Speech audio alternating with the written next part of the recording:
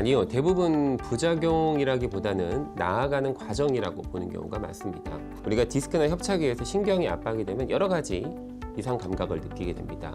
통증, 당김, 저리고 시리고 남의 살 같고 이런 둔한 감각까지 여러 자극이 발생을 하게 되는데, 일반적으로 사람은 그런 자극 중에서 가장 고통스러운 자극을 주로 느끼게 됩니다. 그래서 처음에는 이제 통증을 보통 제일 많이 느끼시고요. 통증이 가라앉으면 이제 당기는 증상, 당기는 게 좀 가라앉으면 이제 저리고 시리고, 가장 오래 남는 게 이제 감각이 둔한 느낌인데요.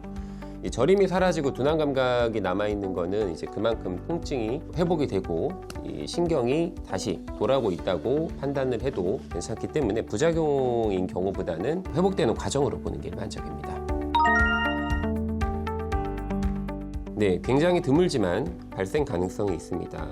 어찌됐든 몸 안에 이물질이 들어가는 거기 때문에 합병증이나 합병증으로 감염, 염증이 생길 수 있는데, 그래서 어느 병원이든 이제 카테터 진입 부위에다가 소독을 꼼꼼하게 하게 되고 시술 전후에 예방적 항생제를 사용을 하게 됩니다. 저희 병원에서도 저도 이제 한 10년 넘게 이 시술을 해왔고 저희 병원도 그 이상으로 같은 시술을 해왔는데 아직까지 감염으로 고생하신 환자분은 없습니다. 다만 어떤 치료든 100% 부작용이 없는 건 없기 때문에 항상 예방하기 위해 최선을 다하고 있습니다.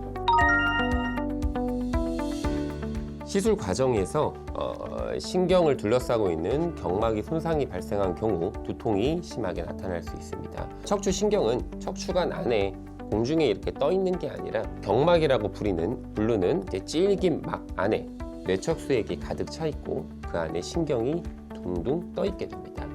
그 구조물이 뇌에서부터 쭉 연결돼서 이제 허리 요추까지 내려오게 되는데요.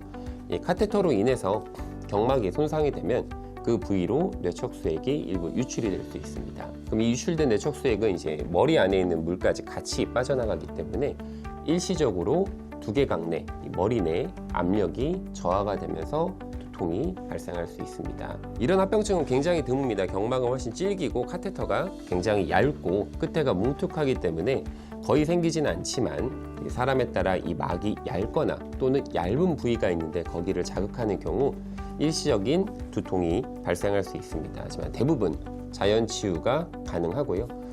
수액 치료랑 침상 안정을 하면 짧게는 몇 시간, 길게는 며칠 안에 회복이 되므로 그런 증상이 있을 경우 바로 의료진에게 정보를 주시면 적절한 치료를 받을 수 있습니다. 네, 가능성은 있지만 굉장히 드뭅니다. 앞서 말씀드린 바와 같이 카테터 자체가 신경을 그렇게 쉽게 자극하기는 어렵고요. 그리고 영구 손상, 영구 장애를 일으킬 만큼의 심한 데미지를 입기 전 환자분이 찌릿한 느낌을 미리 받게 됩니다. 그런 경우 바로 의료진에게 정보를 주신다면 이제 카테터 위치를 조정을 하고 시술 부위 변경 등을 통하여 영구적인 장애가 일어나는 것은 거의 대부분 예방할 수 있기 때문에 그 정도까지 걱정은 일반적으로 하지 않으셔도 됩니다. 샤워는 일반적으로 6시간에서 12시간, 사우나는 그보다 더 필요한데요. 왜냐하면 이제 시술이라는 게 사실 들어간 구멍 자체가 이제 바늘구멍이라 카테터가 들어간 구멍이라 이렇게 넓고 절개하는 게 아니기 때문에요. 거기만 이제 피 나는 거 지혈되고 오므라들면은 사실 가능합니다. 다만 이제 사우나는 이제 습도가 높은 곳에 오랜 기간 이렇게 노출이 돼서 자칫 이게 괜히 감염이나 합병증을 일으킬 수 있기 때문에 또 시술 후 3, 4일 이상 지난 다음에 사우나를 가는 것을 권장을 드리고 어떤 병원에서는 일주일 이상 뒤에 가라고 설명하는 경우도 있습니다. 네, 복용하는 것이 좋습니다. 시술을 하는 건 앞서 말씀드린 바와 같이 신경 또는 그 주변에 생긴 염증과 부종을 한번 이제 씻어내고 가라앉히는 역할을 합니다. 다만 손상된 디스크나 이런 것들이 염증을 씻어냈다고 해서 바로 정상적인 회복으로 돌아가는 것이 아닙니다. 따라서 디스크가 자연적으로 회복이 되고 손상된 인대가 또 이제 재생이 될 때까지는 지속적인 염증이 조금씩 해서 발생할 수밖에 없습니다. 따라서 그게 또 오랜 기간 누적이 되면서 또 유착이 발생하는 경우에는 또 치료가 커질 수 있으니 가벼운 염증들은 소염진통제 복용만으로도 충분히 조절을 해줄 수 있기 때문에 약은 의료진의 판단에 맞춰 복용을 당분간 하시는 것이 좋습니다. 사실 시술 자체만으로 보조기는 오랜 기간 아니면 또 꼭 필요하지는 않습니다. 뭐 카테터를 이용한 시술이지 어떤 정상적인 구조물을 손상시킨 게 아니기 때문에 보호대는 크게 상관이 없는데, 다만 특히나 급성 디스크 같은 경우 이 조직이 회복이 될 때까지는 움직임을 최대한 제한하는 것이 좋기 때문에 사람에 따라 이제 짧게는 3, 4일에서 일주일, 길게는 뭐 한 달 가까이 또 보조기가 필요한 경우가 있으니 의료진과 상의해서 보조기는 나에 맞게 착용을 한다고 생각하시면 됩니다. 시술 이후에 디스크를 뭐 도수치료나 이런 게 자극하진 않는데요.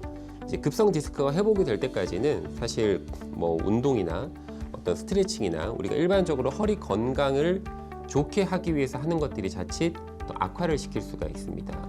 만성적인 협착이나 이제 뭐 만성 디스크야 운동을 통해서 근육을 키워서 약해져 있는 구조물을 지탱하는 것이 필요하지만, 급성으로 디스크가 손상이 되면은 뭐에 비유를 하냐면 팔목을 다치거나 발목을 접질린 거와 비슷합니다. 초반에는 이제 기부스를 한 것처럼 움직임을 최대한 제한하고 휴식을 취해야 되는데, 이제 운동이나 스트레칭을 하다가 오히려 악화가 되고 진행이 되는 경우가 많습니다. 물론 도수치료도 그런 일이 생길 수는 있지만 대부분 이제 숙련된 전문 의료진들이 수행을 하기 때문에 상대적으로 그런 일이 생길 확률은 매우 낮고, 또 치료 과정에서 또는 치료 후에 환자가 중간중간 불편함을 느낄 때 그때그때 피드백을 해주신다면 이 디스크를 자극해서 아프게 할 확률은 매우 낮습니다. 네, 디스크가 급성으로 손상이 됐을 때는 이게 회복이 될 때까지 충분한 휴식을 취하는 게 중요하고요.